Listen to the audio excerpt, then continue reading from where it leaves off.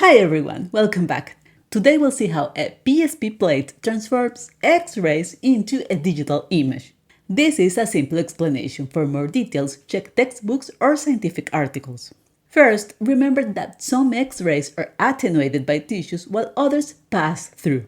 When X-rays interact with the PSP plate, some electrons absorb energy and get trapped in specific sites of the material.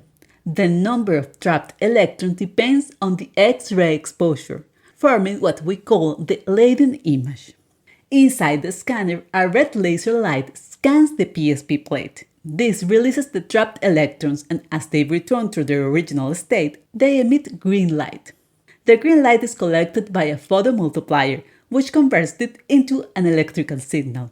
The electrical signal is then converted into numbers by an analog to digital converter.